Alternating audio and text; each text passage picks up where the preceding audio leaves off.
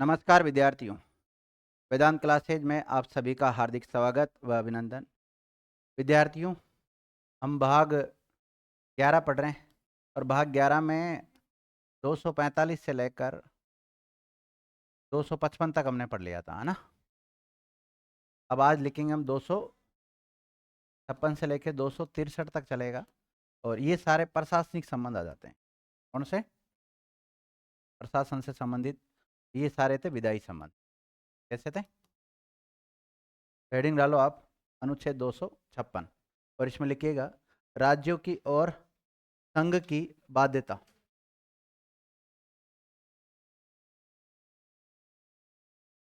राज्यों की और संघ की बाध्यता। संघ का मतलब केंद्र।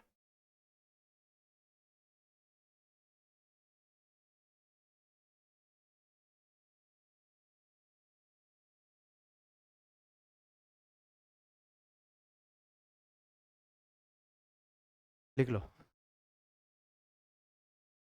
लिख लिया क्या?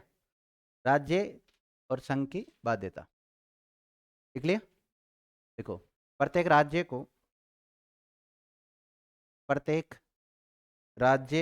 को अपनी कार्यपालिका शक्ति, यहाँ प्रशासनिक शक्ति का मतलब कार्यपालिका शक्ति है ना। और जो पहले विधायी संबंध पड़ा मतलब वो विधायी शक्ति आती है एक प्रकार से। कार्यपालिका शक्ति का प्रयोग इस तरह करेगा या इस तरह करना होगा। प्रत्येक राज्य को अपनी कार्यपालिका शक्ति का प्रयोग इस तरह करना होगा जिससे संसद के द्वारा बनाए गए कानूनों की पालना सुनिश्चित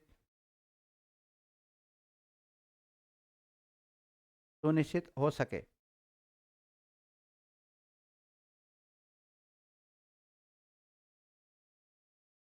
क्या लिखा, वापस बोलेगा?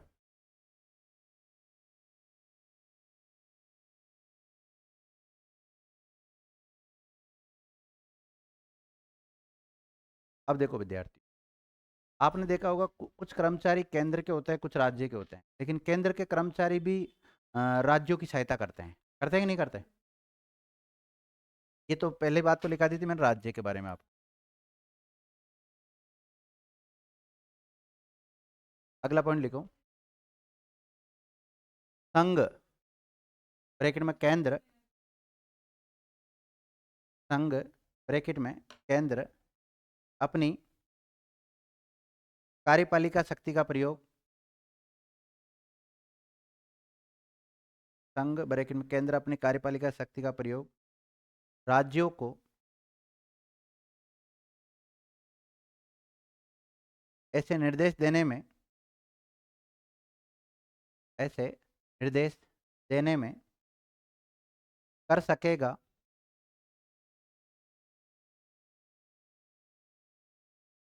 जो भारत सरकार की जगह क्या आ सकता है? केंद्र सरकार को आवश्यक प्रतीत होता हो। संघ अपनी कार्यपालिका शक्ति का प्रयोग राज्यों को ऐसे निर्देश देने में कर सकेगा जो भारत सरकार को आवश्यक प्रतीत होते हो।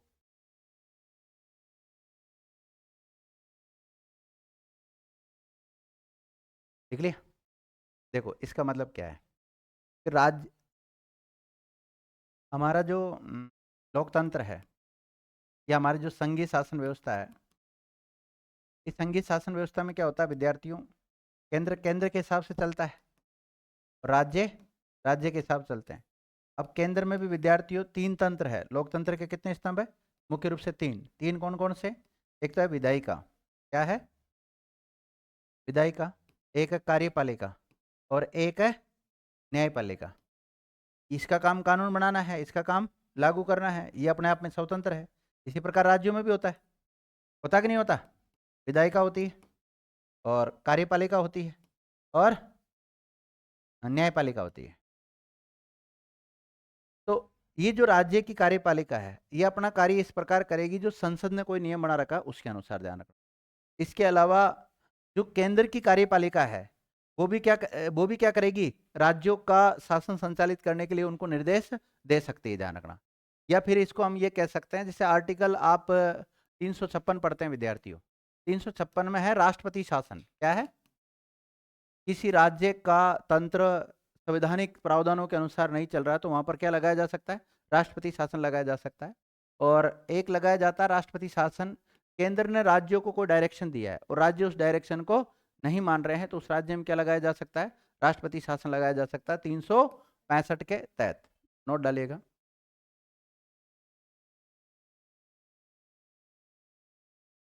अनुच्छेद 365,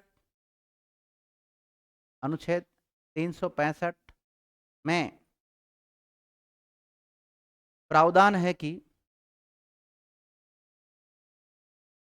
अनुच्छेद 365 में अभी पढ़ा कौन सा रहा हूं मैं आपको, 256 पढ़ा रहा हूं। और राष्ट्रपति शासन का उल्लेख किसमें है, 356 में। लिखा किसकी बात रहा हूं, 365। आप ये मत सोना सर ने गलती से 2 की जगह 3 बोल दिया हो, ऐसा नहीं है। मैं 356 की जगह 356 बोल रहा हूँ, 365 की जगह 365 बोल रहा हूँ, और 256 आर्टिकल पढ़ा रहा हूँ, इसकी जगह 256 ही बोल रहा हूँ। तो आपने लिखा होगा अनुच्छेद 365 में प्रावधान है कि यदि कोई राज्य केंद्र के द्वारा दिए गए निर्देशों का पालन नहीं करता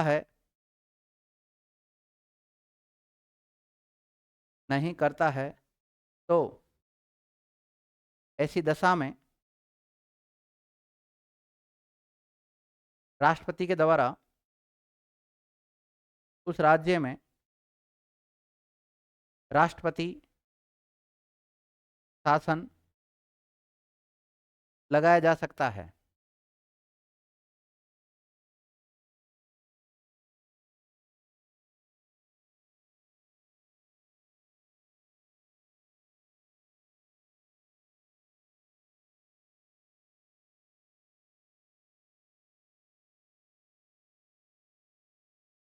तो देखो, आर्टिकल 365 के तहत राष्ट्रपति शासन लगाया जा सकता है, लेकिन कब, कि केंद्र ने, ये जो केंद्र सरकार है इसने राज्य सरकार को कोई डायरेक्शन दिया, राज्य सरकार अगर उसके डायरेक्शन को नहीं मानती है तो उस राज्य में क्या लगाया जा सकता है, राष्ट्रपति शासन लगाया जा सकता है। वैसे सामान्य मैं बात करूं, जैसे माना कि कई बार क्या होता है, एक ही गवर्नमेंट होती है, एक ही उसकी पार्टी की, तो ज़्यादा दिक्कत नहीं आती है। जैसे राजस्थान में और इंडिया में भी एक ही पार्टी की सरकार है, यहाँ भी बीजेपी और वहाँ पर भी बीजेपी। लेकिन माना कि यहाँ पे कुछ समय पहले आपको पता अशोक गहलोत सीएम थे और यहाँ पे कांग्रेस की सरकार थी और भारत के जो प्रधानमंत्री वो बीजेपी पार्टी से संबंधित। तो भारत में केंद्र में सरकार किसकी थी, बीजेपी की, और राज्य में किसकी थी, कांग्रेस की। अब माना कि बीजेपी वाले राजस्थान को अगर कोई डायरेक्शन देते हैं और राजस्थान वाला अगर नहीं मानता है तो राजस्थान में क्या लगाया जा सकता है, राष्ट्रपति शासन लगाया जा सकता है 365 के तहत।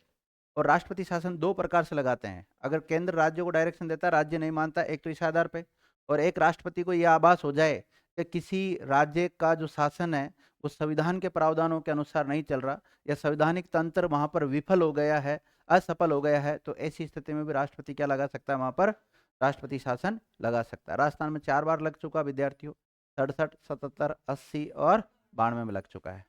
नोट नोट ही चल रहा है वैसे तो ना, नोट में अगला फैक्ट लिखो। हालांकि राष्ट्रपति शासन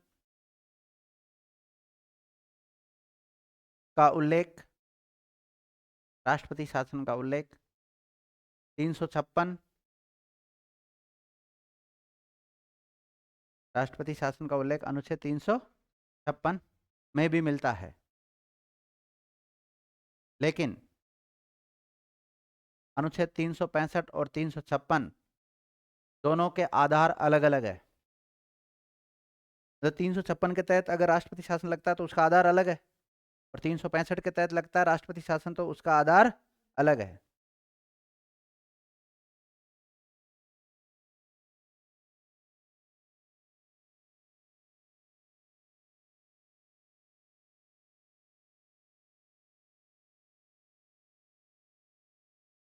ये कौन सा हो गया विद्यार्थियों आपका, आर्टिकल 256।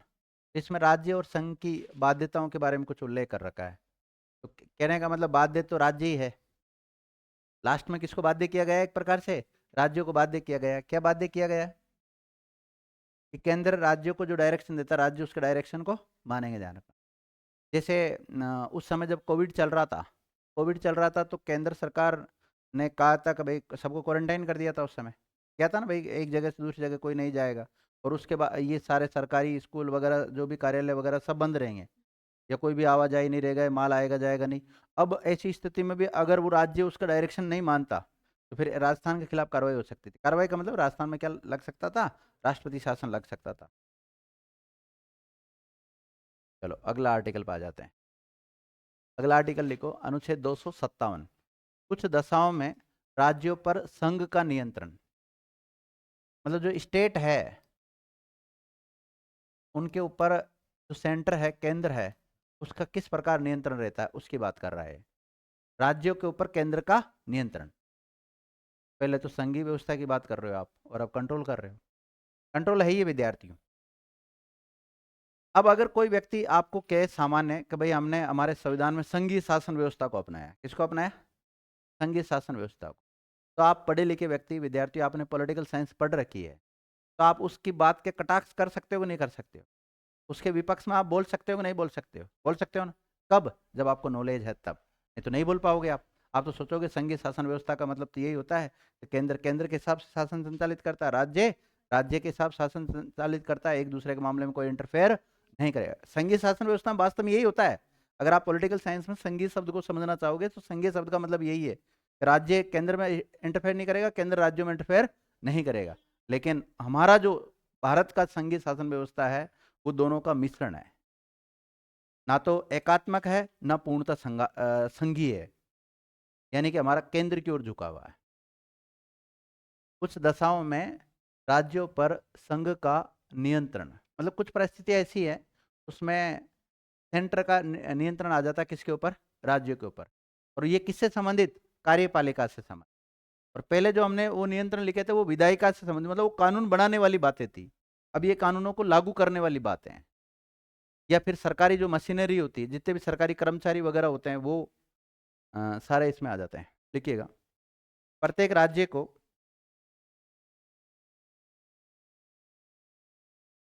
या प्रत्येक राज्य की कार्यपालिका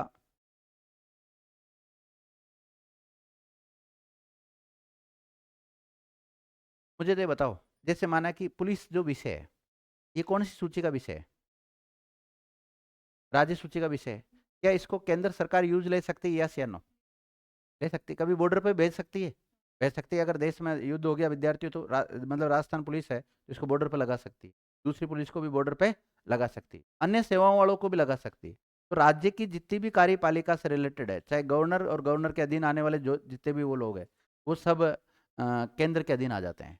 क्या लिखा आपने? प्रत्येक राज्य की कार्यपालिका शक्ति का इस प्रकार प्रयोग किया जाएगा, इस प्रकार प्रयोग किया जाएगा जिससे संघ की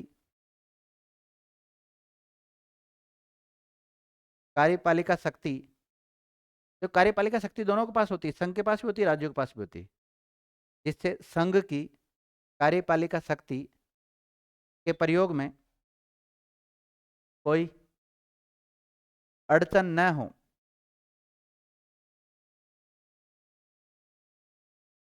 कोई अड़चन ना हो, और ना ही उस पर कोई प्रतिकूल प्रभाव, और ना ही उस पर कोई प्रतिकूल प्रभाव पड़े।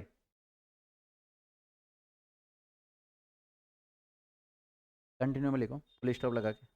और संघ की कार्यपालिका, कहने का मतलब राष्ट्रपति जो कहेगा वो राज्यपाल को मानना है। संघ की कार्यपालिका शक्ति का विस्तार, संघ की कार्यपालिका शक्ति का विस्तार किसी राज्य, किसी राज्य को ऐसे निर्देश देने तक होगा किसी राज्य को ऐसे निर्देश देने तक होगा जो भारत सरकार को इस प्रयोजन के लिए इस प्रयोजन के लिए आवश्यक प्रतीत होता हो। कुल मिला के बात ये जो 2-3 लाइन लिखी ना आपने, इसका मतलब यह है कि केंद्र की जो कार्यपालिका है वो राज्य की कार्यपालिका को डायरेक्शन दे सकती है और उसके ऊपर नियंत्रण भी रख सकती है। और अगर दोनों में टकराव होता है तो मान्य किसका होगा? केंद्र का मान्य होगा। जैसे माना कि विद्यार्थियों आईएएस ऑफिसर होते हैं, हालांकि इससे रिलेटेड नहीं, वो अलग वैसे बता रहा हूँ मैं। आईएएस ऑफिसर होते हैं, केंद्रीय सेवा है। कैसी सेवा है? केंद्रीय सेवा, लेकिन ये राज्यों में सेवा देती है। अब अलग अलग राज्यों में सेवा दे रहे हैं। अब राज्य स्तर की भी प्रशासनिक सेवाएं होती है। जैसे राजस्थान में देखें तो आरएस होता है। क्या होता है? आरएस। लेकिन जो आईएएस होता है इसको आरएस से अपर रखा गया है। यानी कि जो आरएस है वो किसके अधीन काम करेगा? आईएएस के अधीन काम करेगा। तो सीधा सीधा कह सकते हैं हम केंद्र के कर्मचारियों के अधीन राज्य के कर्मचारी काम कर रहे हैं। कर रहे हैं कि नहीं कर रहे? ऐसा होता है।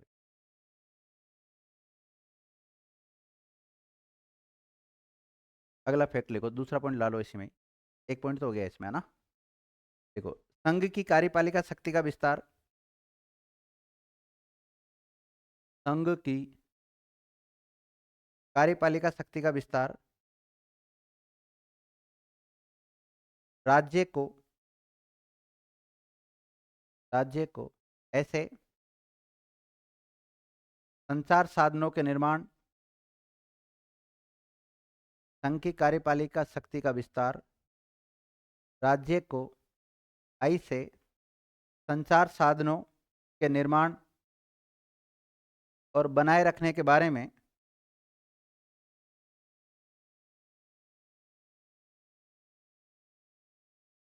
निर्देश देने का भी अधिकार होगा कि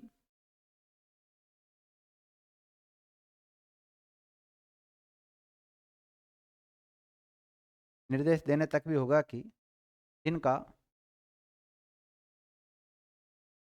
राष्ट्रीय महत्व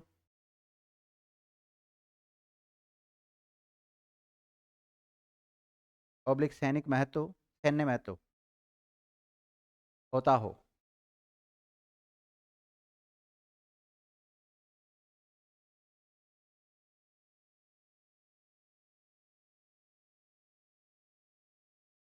देखो विद्यार्थियों, माना कि कोई स्टेट का हाईवे है। क्या है? स्टेट का हाईवे, उस पर नियम बनाने का अधिकार किसका? सारा राज्य को ही होता है। लेकिन बाई चांस जैसे कहीं पे युद्ध वगैरह हो गया, उस पूरे रोड को रोकना पड़े, पूरा सेना के लिए यूज लेने की जरूरत पड़े, या केंद्र के लिए किसी भी हित के लिए उसको यूज लेने की आवश्यकता पड़े, तो केंद्र उसको यूज ले सकता है, राज्य को मना कर सकता है उसके लिए। क्यों? क्योंकि उसमें राष्ट्र का क्या छुपा हुआ है? हित छुपा हुआ है, या फिर कोई सैन्य हित छुपा हुआ है। समझ गए? तो राष्ट्र के जो भी कोई संचार का साधन है उसको वो यूज ले सकता है। कौन? केंद्र सरकार। यानी कि राज्य के संसाधनों पर केंद्र अधिकार कर सकती है।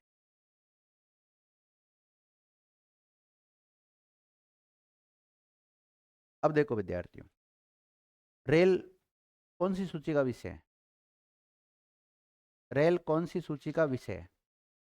केंद्र का। अब माना कि राजस्थान में हमें रेलवे की सुरक्षा करवानी है। किसकी सुरक्षा करवानी? रेलवे की। तो आपको पता जीआरपी बनी हुई है, और जीआरपी राजस्थान पुलिस का हिस्सा है। किसका है? राजस्थान पुलिस का हिस्सा है, यानी कि राज्य सूची का विषय है। तो रेलवे तो किसका हिस्सा है? केंद्र का। लेकिन इसकी सुरक्षा करने का काम कौन कर रही है? आरपीएफ भी करती है और जीआरपी भी करती है, दोनों ही करती है। तो ये डायरेक्शन किसने दिया है? केंद्र ने दिया है कि अलग अलग राज्य वाले अपने राज्य में रेलवे की जो संपत्ति उसकी क्या करेंगे? वो सुरक्षा करेंगे। विद्यार्थी, तीसरा पॉइंट लिखो आप। संघ की कार्यपालिका शक्ति का विस्तार। संघ की कार्यपालिका शक्ति का विस्तार किसी राज्य में किसी राज्य में रेलों के संरक्षण। रेल मतलब ट्रेन। रेलों के संरक्षण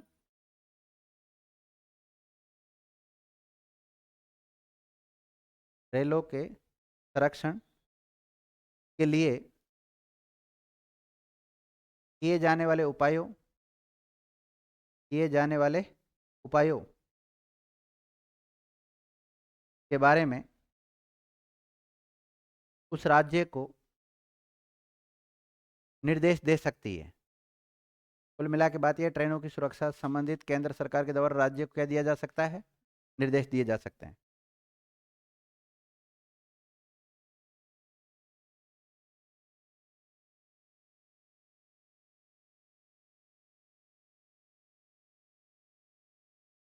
अगला लिखो विद्यार्थियों, अनुच्छेद 257 क संघ के सशस्त्र बलों और अन्य बलों के अभिनियोजन के द्वारा राज्यों की सहायता।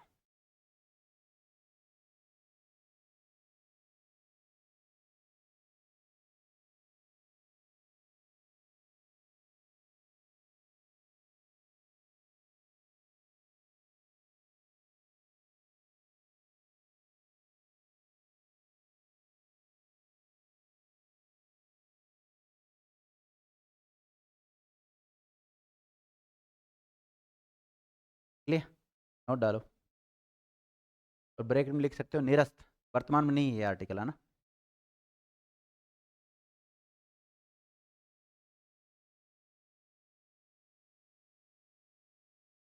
देखिएगा विद्यार्थियों,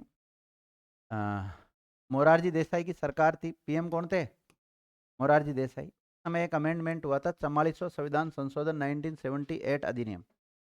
कौन सा अमेंडमेंट, 44वां संविधान संशोधन 1978, उसकी धारा 33, कौन सी धारा, धारा 33 के तहत इस आर्टिकल को क्या कर दिया, निरस्त कर दिया गया। और तारीख पूछे कौन सी तारीख को किया था विद्यार्थियों, तो 20 जून 1979 को। संशोधन कब का, 78 का। और ये संशोधन किए गए थे, इसके प्रावधान लागू कब हुए थे, 79 में हुए थे लागू, देख लो। इसे 44वां संविधान संशोधन, इसे 44वां संविधान संशोधन अधिनियम 1978 की धारा 33 के तहत 20 जून 1979 को समाप्त कर दिया गया।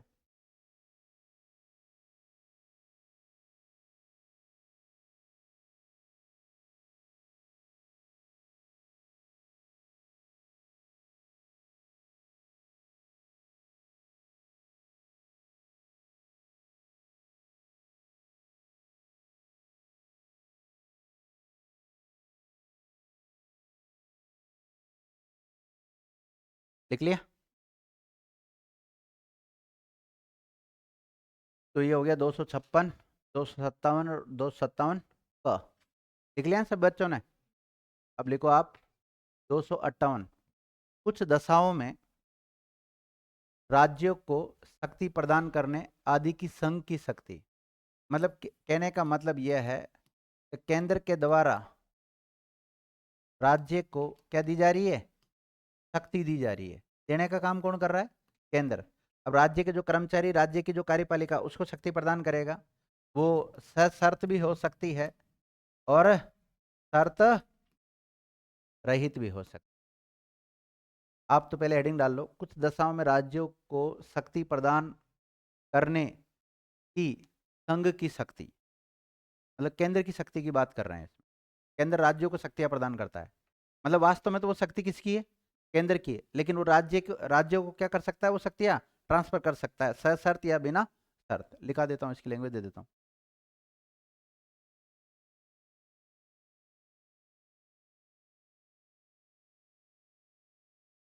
बारिश आ गई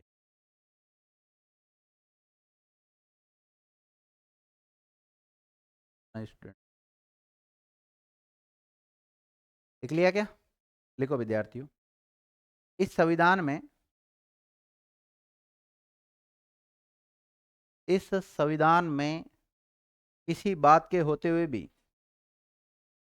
इस संविधान में किसी बात के होते हुए भी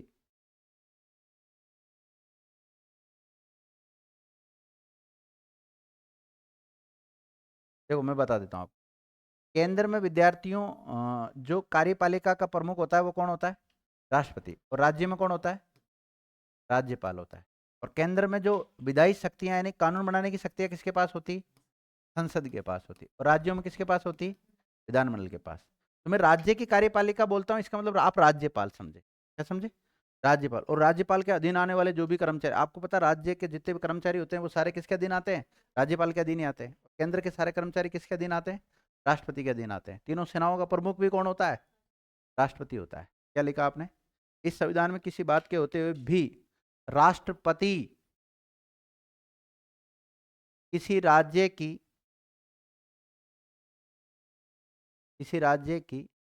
सरकार की सहमति से, किसी राज्य की सरकार, राज्य सरकार की सहमति से, इससे सहमति से उस सरकार को, सहमति से उस सरकार को पब्लिक उसके अधिकारियों को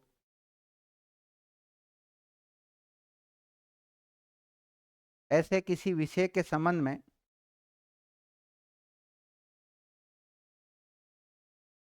ऐसे किसी विषय, विषय की जगह मामला भी लिख सकते हो आप, ऐसे किसी विषय, मामला, बात लिख सकते हो, ऐसे किसी विषय से संबंधित कृत्य जिन पर संघ की कार्यपालिका शक्ति का विस्तार है, उसे सशर्त से, सशर्त पब्लिक बिना शर्त के सौंप सकती है। सशर्त या बिना शर्त के सौंप सकती है।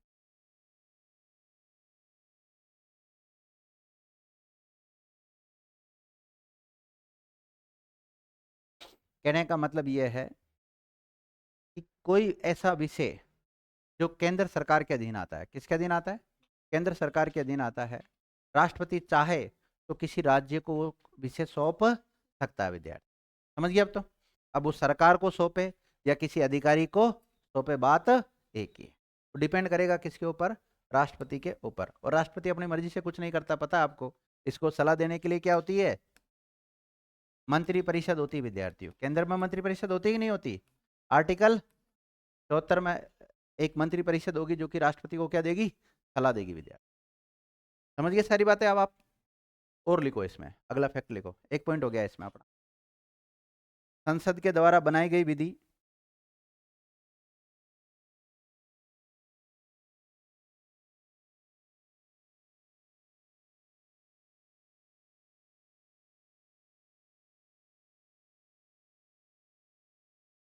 संसद द्वारा बनाई गई विधि जो किसी राज्य को लागू होती है,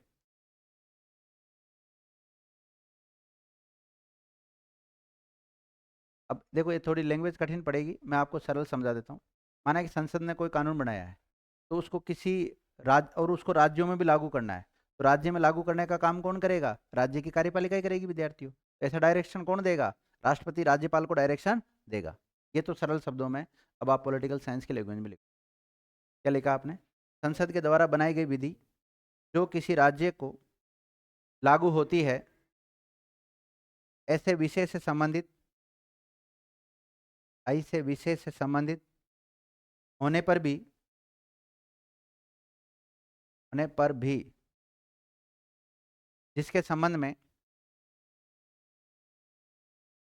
राज्य के विधानमंडल को, राज्य के विधानमंडल को विधि बनाने की शक्ति, विधि बनाने की शक्ति नहीं है, उस राज्य या उसके अधिकारियों,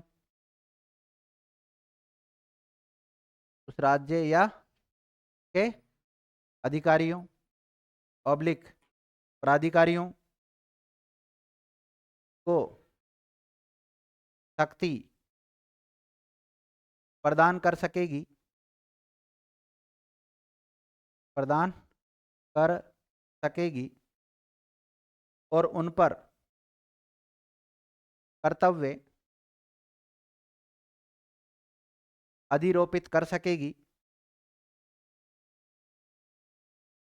अधिरोपित कर सकेगी, ऑब्लिक कर्तव्य अधिरोपित कर सकेगी, लिख लिया यहाँ तक, या शक्तियों का प्रदान कर, क्या लिखा आपने,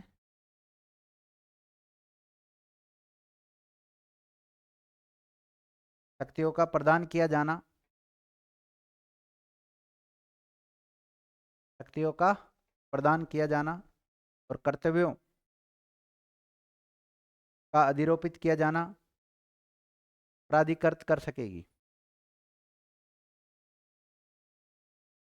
शक्तियों का प्रदान किया जाना या कर्तव्यों का अधिरोपित किया जाना प्राधिकृत कर सकेगी, लिख लिया। लाख कोशिश कर लो तो भी तुम्हारी लाइन समझ में नहीं आए, मैं समझाता हूँ तो रुको।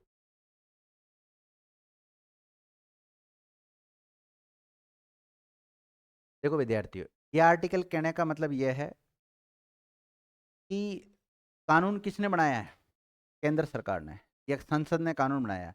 अब संसद ने कानून बनाया, इसका मतलब नहीं है कि केंद्र की कार्यपालिका ही उसको लागू करे, राज्य की कार्यपालिका का भी कर्तव्य बनता है कि उसको वो लागू करे। समझ गए? अभी भी नहीं समझो?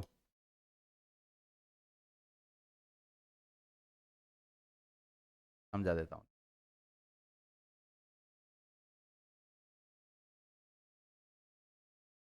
देखो, संसद अगर कोई कानून बनाएगी विद्यार्थियों,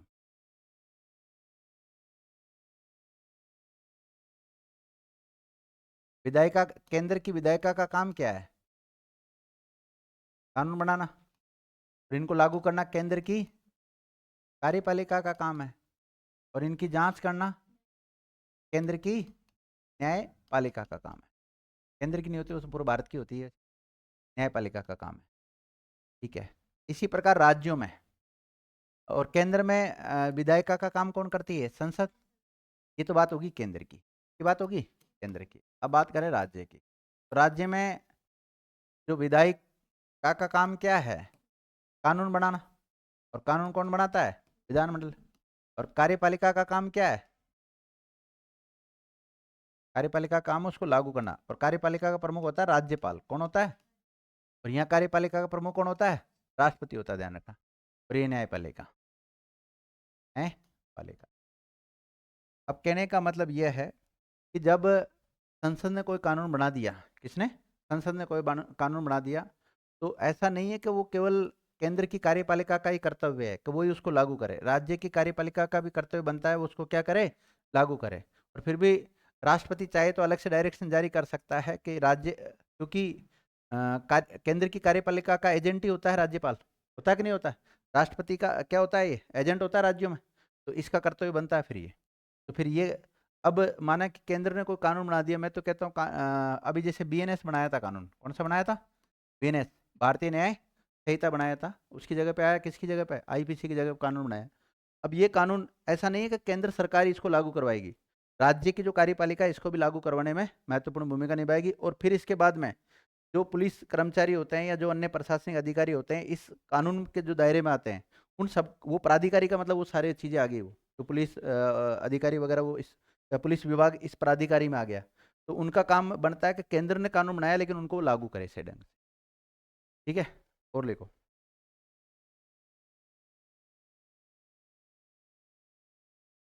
जहां पर इस अनुच्छेद के आधार पर, तीसरा पॉइंट है ना, जहां पर इस अनुच्छेद के आधार पर किसी राज्य को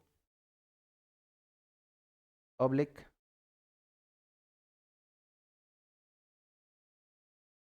उस राज्य के अधिकारियों को, उस राज्य के अधिकारियों को ऑब्लिक प्राधिकारियों को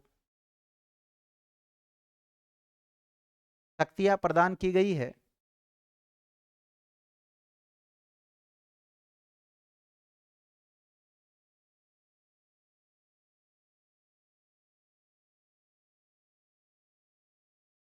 चलेगा। शक्तियां प्रदान की गई है अथवा उन पर कर्तव्य अधिरोपित किए गए हैं,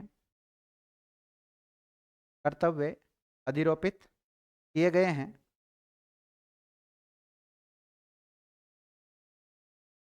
तो उनसे संबंधित खर्चे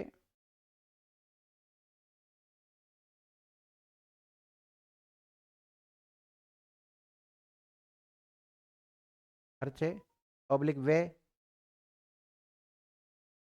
केंद्र सरकार उपलब्ध करवाएगी।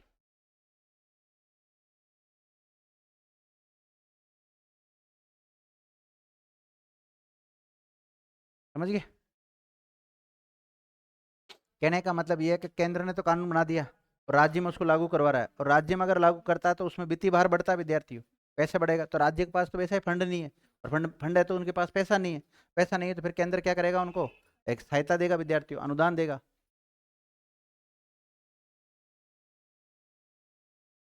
अगला देखो, अनुच्छेद 258 ए, संघ को कृत्य सौंपने की राज्य की शक्ति।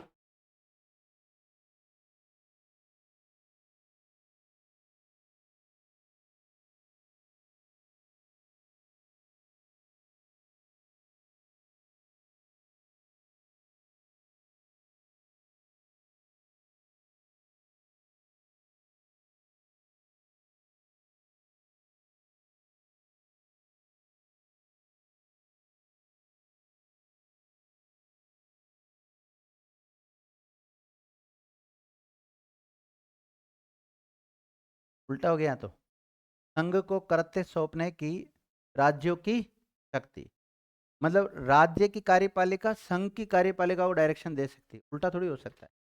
हो सकता है क्या? हो सकता है। कभी जब तो जोड़ा गया है इसको। माना कि विद्यार्थियों, राज्यपाल अगर भारत का कोई निकाय है, क्या है, भारत का कोई निकाय है, उससे अगर कोई काम करवाना चाहता है तो उल्टा केंद्र को तो डायरेक्शन जाएगा, फिर स्टेट से कहाँ जा रहा है, केंद्र की तरफ जा रहा है। या फिर मैं कह दूं, जैसे आपने केग वगैरह का नाम सुना ही होगा, तो वो राज्यों में जो भी खर्चा होता है तो उसकी जांच कौन करता है, केंद्र ही वो केग ही करता है। कौन करता है?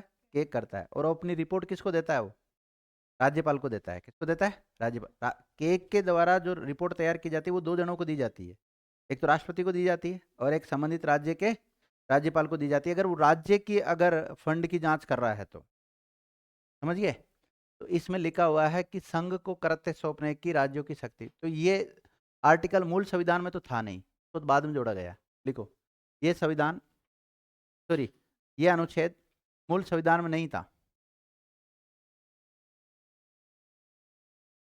यह अनुच्छेद मूल संविधान में नहीं था, मूल संविधान में नहीं था। इसे 7वां संविधान संशोधन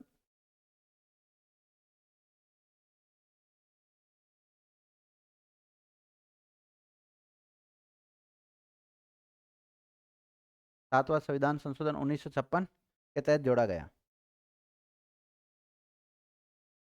7वां संविधान संशोधन 1956 के तहत जोड़ा गया।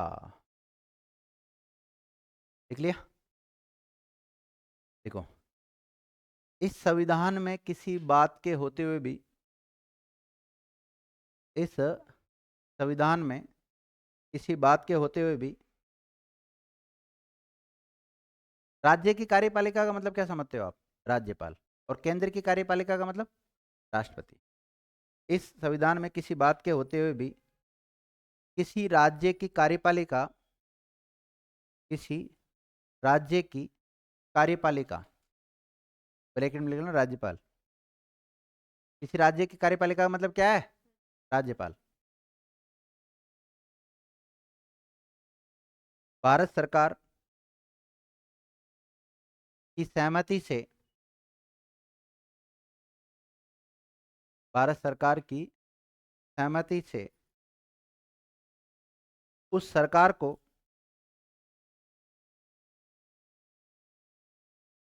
उस सरकार को या उसके अधिकारियों को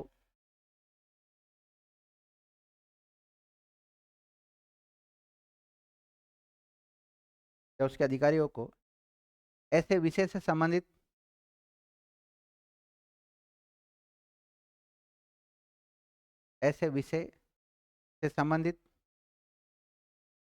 कार्य सौंप सकेगा।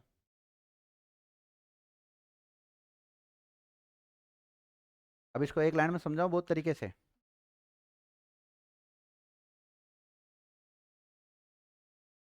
देखो विद्यार्थियों, राज्य कार्यपालिका प्रमुख होता है राज्यपाल। कौन होता है? राज्यपाल।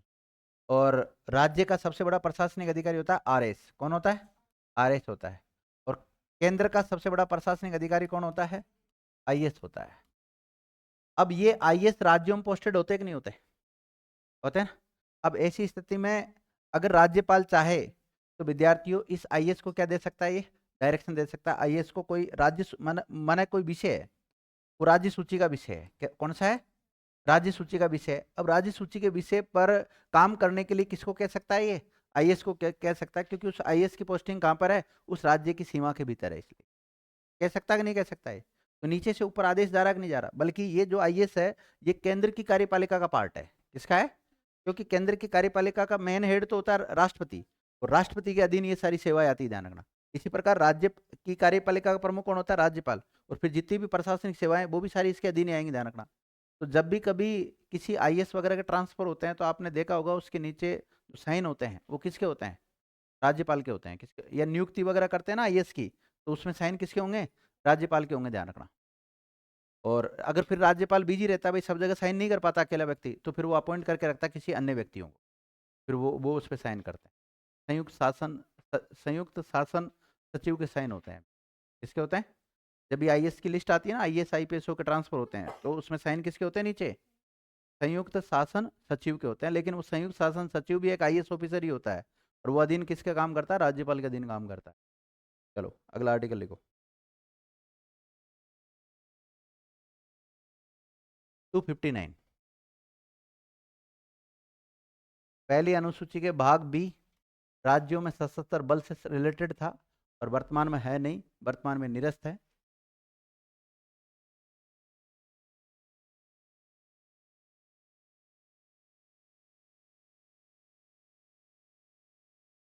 खतरनाक आ रहे हैं ना आर्टिकल, तो ऐसी पॉलिटिकल आ जाए तो भाग जाओ बच्चे। थोड़े से क्लिष्ट पढ़ते हैं ये शब्दावलियाँ, है ये आर्टिकल। यहाँ से इतने ज्यादा क्वेश्चन आते नहीं है, लेकिन पढ़ना जरूरी है इसको। और मेन मेन पार्ट तो वैसे हमने देख लिया पॉलिटिकल साइंस, जैसे भाग 5 और भाग 6, और उसके अलावा जो संवैधानिक विकास पढ़ लिया पूरा, संविधान सभा वगैरह वो पढ़ी है, उसमें प्रस्तावना, संविधान की प्रकृति, फिर भाग 1 2 3 4 और 4A, 5 और 6 वो इम्पोर्टेंट थे। उसके अलावा 9 भी मैंने आपको पढ़ाया ही है, 9 एर 9 बीर, 9 भी खुद 9 भी पढ़ाया है, और बाकी तो ऐसे चलेंगे। अब इसके बाद में आएगा भाग 14 भी इम्पोर्टेंट है वैसे तो, 15 भी इम्पोर्टेंट है, 17 भी इम्पोर्टेंट ही है, 20 ये इम्पोर्टेंट है, बाकी फिर बॉडी के बारे में चर्चा। पर मैं तो क्या क्रमबद्ध तरीके से चल रहा हूँ, तो सारे आर्टिकल पढ़ाऊंगा, चाहे आपको इंटरेस्ट आवे। तो विद्यार्थियों 259 जो है ये वर्तमान में नहीं है, इसको 7वां संविधान संशोधन 1956 की धारा 29 तहत क्या कर दिया? निरस्त कर दिया। देख लो इसके बारे में। देखो इसे 7वां संविधान संशोधन 1956 की धारा 29 के द्वारा निरस्त कर दिया गया।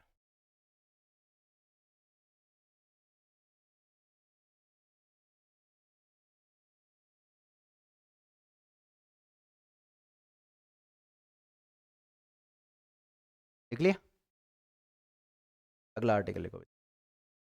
भारत 260 भारत के बाहर के राज्य क्षेत्रों के संबंध में संघ की अधिकारिता, कानूनी संसद बनाती विद्यार्थी। देखो ये भारत का क्षेत्र है विद्यार्थी, ये क्या है? भारत का क्षेत्र है। ये भारत का क्षेत्र नहीं था, लेकिन किसी करार, एग्रीमेंट, समझौते के तहत इसको भी क्या कर लिया? भारत में मिला लिया विद्यार्थियों। तो अब इस क्षेत्र में भी संघ की शक्ति का विस्तार होगा कि नहीं होगा, यस या नो? हो जाएगा ना यहाँ तक? पहले यहाँ तक था, अब ये पार्ट भी हमने मिला लिया। क्या लिखा आपने? भारत के बाहर के राज्य क्षेत्रों के संबंध में संघ की अधिकारिता। देखो, भारत सरकार, भारत सरकार लिखो, केंद्र सरकार लिखो, संघ सरकार लिखो, बात एक ही है।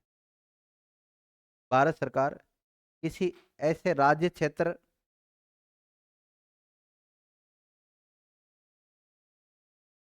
भारत सरकार किसी ऐसे राज्य क्षेत्र की सरकार से जो भारत के, जो भारत के राज्य क्षेत्र का भाग नहीं है, भारत के राज्य क्षेत्र का भाग नहीं है, कौमा, उसे करार, ब्रैकेट में समझौता, संधि,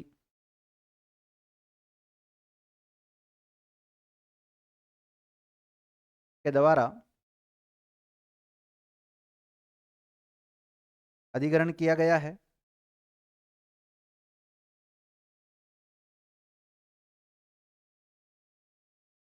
तो उनसे संबंधित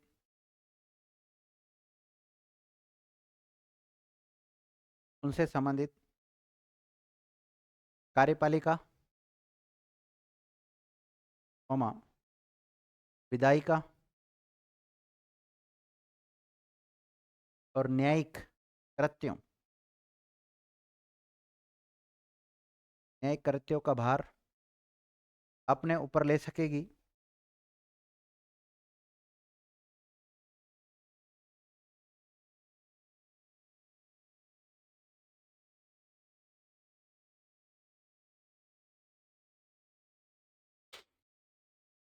देखिएगा। माना कि हमने ये क्षेत्र पहले भारत का हिस्सा नहीं था, भारत का हिस्सा बना लिया इसको, पड़ोसी देश से हमने क्या ले लिया, ये क्षेत्र ले लिया। अब इस क्षेत्र से संबंधित चाहे न्यायिक मामला हो, चाहे विधायिक मामला हो, चाहे प्रशासन तैनाती वाला मामला हो, सारा पावर किसके पास रहेगा? केंद्र के पास रहेगा। केंद्र जैसा विधि बनाएगी, जैसा कानून बनाएगी, उसके अनुसार वहां पर काम होगा। माना कि वही काम राज्यों को सौंप दे वो, कि इसका पूरा न्यायिक क्षेत्र का काम कौन करोगे? आप करोगे। तो यह प्रशासनिक काम कौन देखोगे? आप संबंधित राज्य देखोगे।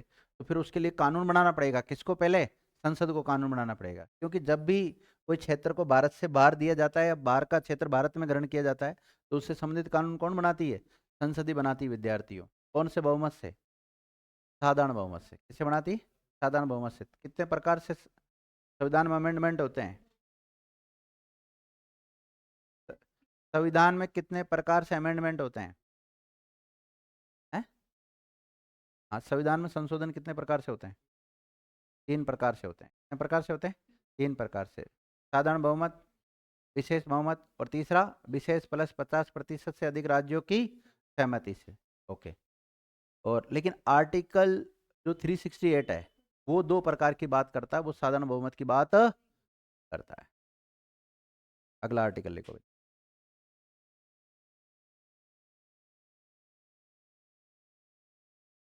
सार्वजनिक कार्य, अभिलेख और न्यायिक कार्रवाइयों का अवधारण संसद के द्वारा।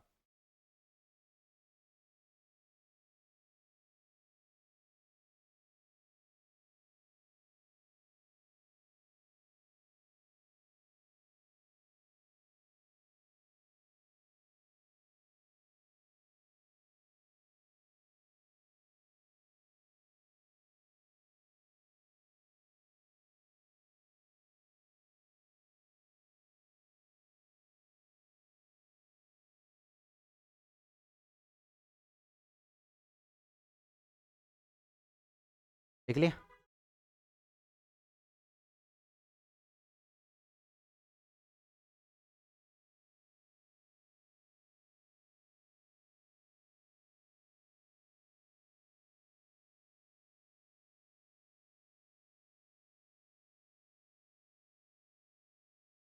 क्या लिखा आपने? सार्वजनिक कार्य, अभिलेख और न्यायिक कार्रवाइयों का अवधारण संसद के द्वारा। देखो विद्यार्थियों, भारत में अलग अलग राज्य हैं। क्या है? अलग अलग राज्य हैं। ठीक है, इनकी भाषाएं अलग हो सकती है, कार्य करने का तरीका अलग हो सकता है, लेकिन भारत का मतलब हमेशा यही कोशिश रहती है कि पूरे राज्यों को कैसे कैसे आपस में जोड़ के रखे।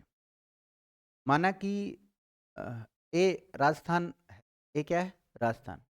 राजस्थान में कोई एफआईआर दर्ज हुई है किसी में, तो उसको गुजरात वाला भी एफआईआर ही समझेगा, उसको ये नहीं कहेगा ये तो सम्मन है। तो क्या समझेगा? वो भी एफआईआर ही समझेगा।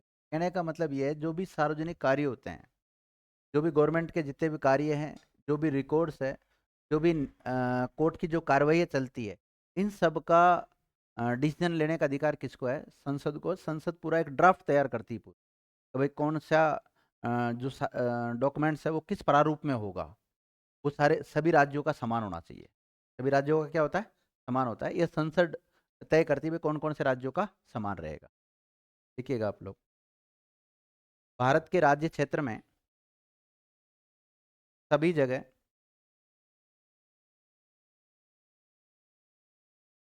सभी जगह संघ, सभी जगह संघ और प्रत्येक राज्य के सार्वजनिक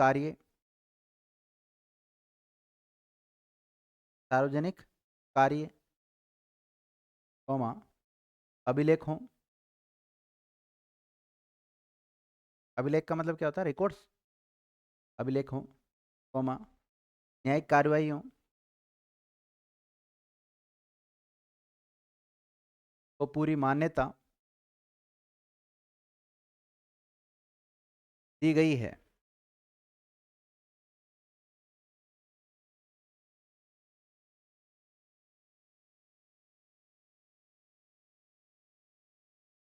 देख लिया? अब देखो, अगर विद्यार्थियों जैसे माना कि राजस्थान का कोई लोअर कोर्ट है। क्या है?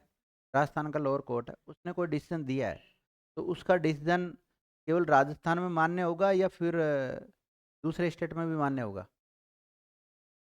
बताओ। राजस्थान का राजस्थान में मान्य होगा, या राजस्थान हाईकोर्ट ने कोई निर्णय दिया है तो क्या इसको दूसरा हाईकोर्ट मान सकता है?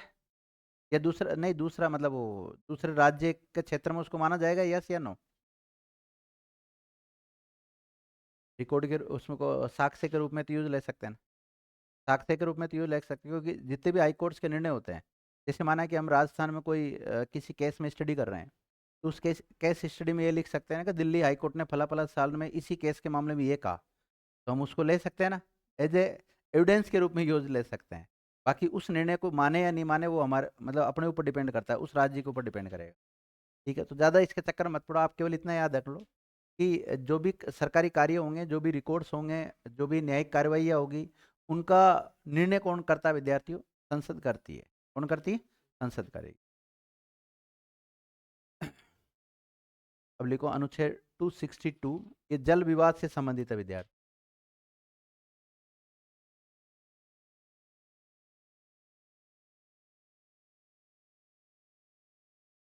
नदियों नदी दोनों के जल संबंधित।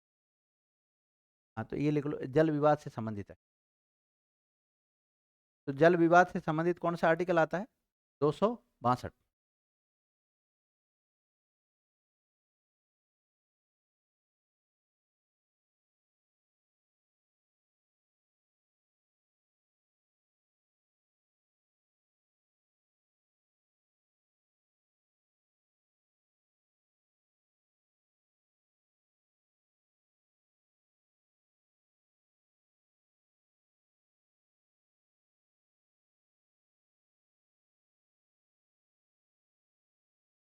लिख लिया? अंतर्राज्यीय नदियों या नदी दोनों के जल संबंधी विवादों का न्याय निर्णय। लिख लिया ना? यहाँ तक तो आगे बढ़ जाऊँ? अब देखो विद्यार्थियों, आपने देखा होगा कई नदियाँ ऐसी है जो एक राज्य से दूसरे राज्यों में क्या होती है? प्रवाहित होती है। माना कि एक नदी विद्यार्थियों एमपी से निकलती है। कहाँ से निकलती? राजस्थान में बहती है। राजस्थान में बहती हुई उत्तर प्रदेश में चल जाती है, और उत्तर प्रदेश में जाकर किस में मिल जाती है? यमुना में। यमुना मिलती है, यमुना किस में मिलती है फिर? गंगा में मिलती है विद्यार्थियों। तो कई ऐसी नदियां हैं जो एक से अधिक राज्यों में बहती है, तो उसके पानी को लेकर अलग अलग राज्य आपस में क्या करते हैं? लड़ने लग जाते हैं। नॉर्थ इंडिया में तो ऐसा कम होता है, पर साउथ इंडिया में ज़्यादा होता है। आपने देखा होगा मूवी वगैरह में वो पानी को लेकर वो तलवार ऐसे होता है ना, वो उनके पास एक हथियार टाइप का होता है, और वो इधर इधर ज़्यादा देखा जाता है वैसा। हाँ, वो दंत हंसिया टाइप का होता है वैसा। ठीक है। तो ऐसी स्थिति में क्या होता है, संसद को पावर दिया गया है कि संसद, अब देखो इस, माना कि इन दो राज्यों के बीच में कोई विवाद चल रहा है, तो उस पर निर्णय कौन देगा? मध्य प्रदेश का हाईकोर्ट देगा या राजस्थान का हाईकोर्ट देगा? राजस्थान तो फिर राजस्थान का पक्ष लेगा, ऐसा होता है कहीं। और एमपी एमपी का पक्ष लेगा विद्यार्थियों। या फिर राजस्थान का विधानमंडल राजस्थान के हिसाब से कानून बनाएगा, और एमपी का एमपी के हिसाब से बनाएगा। तो ऐसी स्थिति में इंटरफेयर करती कौन? संसद करती है, ध्यान रखना। अब संसद चाहे तो सुप्रीम कोर्ट से इसका निर्णय करवाए, और संसद चाहे तो इसके लिए एक अलग से क्या बना देती? ट्रिब्यूनल बना देती, प्राधिकरण बना देती, वो जल विवाद से संबंधित उसका निर्णय करेगा, ध्यान रखना। तो लिखिएगा आप लोग, संसद के द्वारा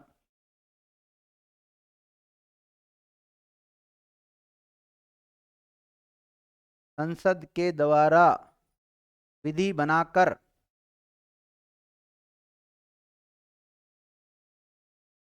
विभिन्न राज्यों के मध्य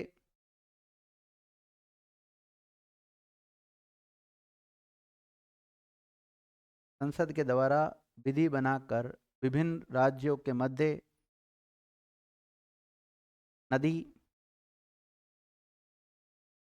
ऑब्लिक घाटियों, नदी घाटियों मतलब वही बात है कि दोनों नदी, दोनों को ही क्या कहते हैं?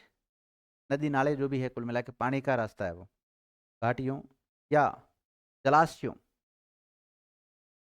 कई बार ऐसे भी होता है ना, एक झील दो राज्यों में आ जाती है तो भी गड़बड़ हो जाता है। जलाशयों आदि के जल के प्रयोग, कौन यूज लेगा मतलब, है ना? जल के प्रयोग, कौमा वितरण, जल का प्रयोग, कौमा वितरण, नहरें निकालते हैं ना, वितरण तथा नियंत्रण संबंधी विवादों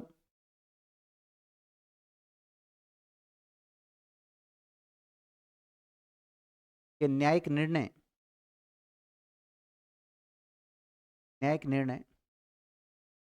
के लिए प्रावधान कर सकती है।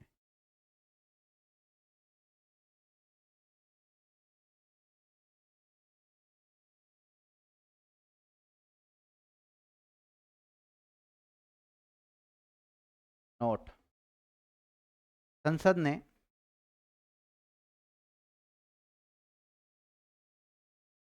संसद कानून बना सकती है, मतलब इससे रिलेटेड ना, देखो संसद ने 1956 में नदी बोर्ड एक्ट बनाया था।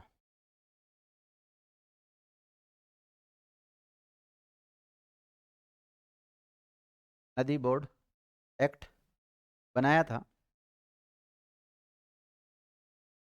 तथा इस एक्ट में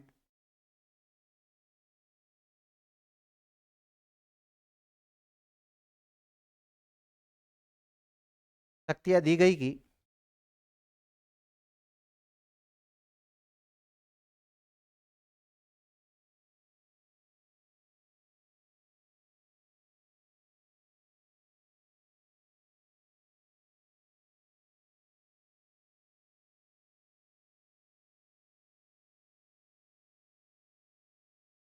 आप, है ना, जो नदी बोर्ड अधिनियम 1956 लिखा है ना आपने, वहां पे उसके ब्रैकेट में ये भी लिख सकते हो, अंतर्राज्यीय जल विवाद अधिनियम 1956।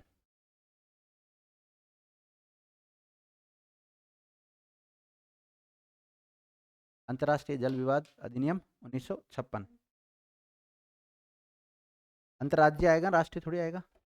अंतर्राज्य दो या दो से अधिक राज्यों के बीच में विवाद है ना, एक नदी के पानी को लेकर दो से अधिक राज्यों के बीच में विवाद होगा, तो इसमें यही तो कानून काम करेगा। क्या लेगा, वापस बोलो। मतलब संसद ने कानून बनाया और इस कानून में क्या प्रावधान किया गया वो लिख लो। शक्तियां दी गई कि, पहला पॉइंट लिखो, संसद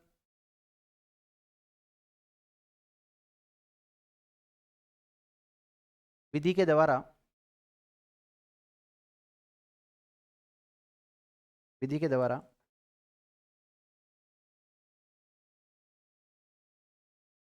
उक्त विवाद होने पर, उक्त जो पूरा विवाद लिखा दिया वो है ना, वो कभी, उक्त विवाद होने पर न्यायिक निर्णय के लिए बंद कर सकेगी। मतलब समय समय पे, जैसे मेरी बात सुनो, आज चंबल नदी को लेकर विवाद हुआ, तो चंबल नदी का जो जल को बंटवारे को लेकर जो विवाद है उससे संबंधित एक बोर्ड का गठन कर देगी, और जैसे विवाद समाप्त हुआ तो बोर्ड का कार्यकाल भी समाप्त हो जाएगा। वापिस माना कि यमुना नदी को लेकर कोई विवाद हो गया तो उसका बोर्ड अलग बनाया जाएगा, गंगा को लेकर फिर विवाद हो गया, फिर बोर्ड बना दिया जाएगा। तो जैसा विवाद होगा उसी के अनुसार वो बोर्ड का गठन करती रहेगी, और वो बोर्ड क्या करेगा, एक न्याय करने का काम करेगा। बोर्ड क्या करेगा, न्याय करेगा कि भाई कितना जल राशि यूपी को दिया जाएगा, कितना राजस्थान को दिया जाएगा, कितना एमपी को दिया जाएगा, वही तो करना है उसको, ताकि उसका विरोध ना हो।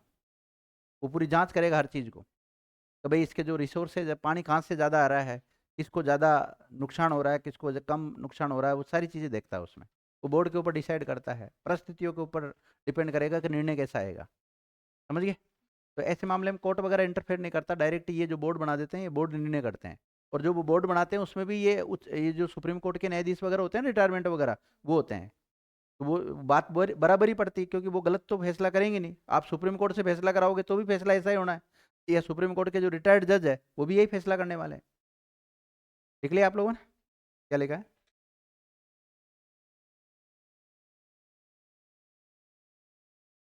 दूसरा पॉइंट लिखो, इस संविधान में किसी बात के होते हुए भी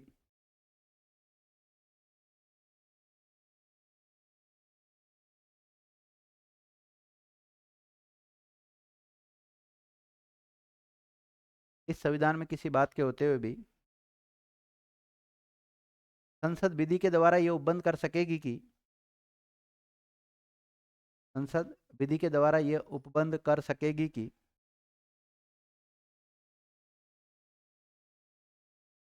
सुप्रीम कोर्ट या अन्य कोर्ट खंड एक में निर्दिष्ट, पहला पॉइंट लिखा था ना आपको, खंड एक में निर्दिष्ट किसी विवाद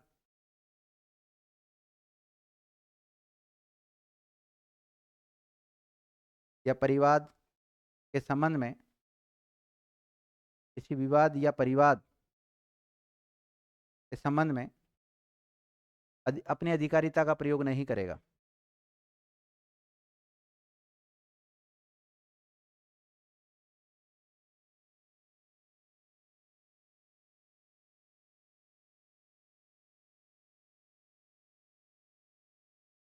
देखो, रुको मैं समझा देता हूँ, हमारे ऐसे समझ में नहीं आएगा, मुझे पता है खोपड़ी कितनी चल रही है आप लोगों की अच्छी तरह। देखो विद्यार्थियों, आर्टिकल 262 में आपको याद रखना है कि जल से संबंधित कोई विवाद होता है। क्या होता है? जल से संबंधित कोई विवाद होता है, और वो विवाद दो या दो से अधिक राज्यों के बीच में, किसके बीच में? दो या दो से अधिक राज्य हो सकते हैं, दो या दो से अधिक राज्य सरकार और केंद्र सरकार हो सकती है, यूटी और राज्य हो सकते हैं, कितने भी हो सकते हैं, कुल मिला के बात ये है। इनसे संबंधित विद्यार्थी 1956 में कानून बनाया गया। क्या बनाया गया? अब हमारा संविधान तो कब लागू हो गया था? 1949 में बना और 1950 में लागू हो गया। तो हमारे संविधान में स्पष्ट रूप से उल्लेख कर रखा है कि जब भी अगर ऐसा कोई विवाद होगा तो उससे संबंधित पहले संसद क्या बने करेगी विद्यार्थियों? कानून बनाएगी। संसद क्या करेगी? कानून बनाएगी। और उस कानून में स्पष्ट कर रखा है तो पहला काम तो करेगी, वो एक बोर्ड बनाएगी। क्या बनाएगी? बोर्ड का गठन करेगी जो न्याय करने का काम करेगा। बोर्ड क्या करेगा? जैसे माना कि कावेरी जल विवाद हुआ तो कावेरी जल विवाद से संबंधित कावेरी जल विवाद ट्रिब्यूनल बनेगा, वो प्राधिकरण बनेगा विद्यार्थियों। तो वो पहला पॉइंट में तो ये दे रखा है, और सेकंड पॉइंट में ये दे रखा है कि ये जो ट्रिब्यूनल बनाया है ये स्वतंत्र रूप से अपना काम करेगा। इसमें चाहे लोअर कोर्ट हो, हाई कोर्ट हो, सुप्रीम कोर्ट हो, कोई इंटरफेयर नहीं करेगा। क्योंकि आपने देखा है 2 या 2 से अधिक राज्यों का जब कभी मामला आ जाता है तो उसमें सुनवाई करने का अधिकार किसके पास चल जाता है? सुप्रीम कोर्ट के पास चला जाता है। जाता कि नहीं जाता? ना तो जैसे राजस्थान का हाई कोर्ट करेगा, ना एमपी का हाई कोर्ट करेगा, बल्कि सुनवाई कौन करेगा? सुप्रीम कोर्ट करेगा। लेकिन यहाँ पर मना कर रखा है, सुप्रीम कोर्ट को मना किया है कि भाई सुप्रीम कोर्ट के जो क्षेत्राधिकार है वो यहाँ पर लागू नहीं होगा, क्योंकि संसद ने एक अलग से ट्रिब्यूनल बना दिया, एक अलग से न्याय करने के लिए बोर्ड का गठन कर दिया। वो जो बोर्ड है वो गठन, इस बोर्ड का गठन किया, वो निर्णय करेगा, और उसमें कोई आम व्यक्ति नहीं है, उसमें भी तो जुडिशरी का अधिकारी है उसमें भी तो। इसलिए समझ गए बात, दोनों पॉइंट को? ओके। अब लिखो विद्यार्थियों, अंतर्राज्यीय परिषद के संबंध में उबन 263।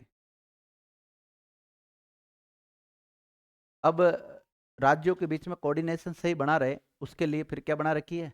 अंतर्राज्यीय परिषद के प्रावधानों की बात कर रखी है 263 में। ये पूछा जाता है कई बार, अंतर्राज्यीय परिषद का उल्लेख कौन से आर्टिकल में मिलता है? 263 में। क्या अंतर्राज्यीय परिषद एक संवैधानिक संस्था है? यस। और कहाँ पर उल्लेख मिलता है? जैसे आपने सुना होगा, वित्त आयोग क्या एक संवैधानिक संस्था है? केंद्र का वित्त आयोग संवैधानिक संस्था है। कहाँ पर उल्लेख मिलता है? आर्टिकल 280 मिलता है। अब 280 कौन से भाग में आएगा बताओ? आर्टिकल 280 कौन से भाग में आएगा बोलो? अरे 64 से लेकर 300 तक वही तो आएगा, तो किस में आएगा बहन जी? 12 में। हाँ, और राज्यों का वित्त आयोग 9 में, 9 में नहीं मिलता, आई और वाई में मिलता। 243 आई तो किस में है? 9 में, और 243 वाई 9 में है। अंतर्राज्यीय परिषद के संबंध में उपबंध, और इसके बारे में अगली क्लास में चर्चा।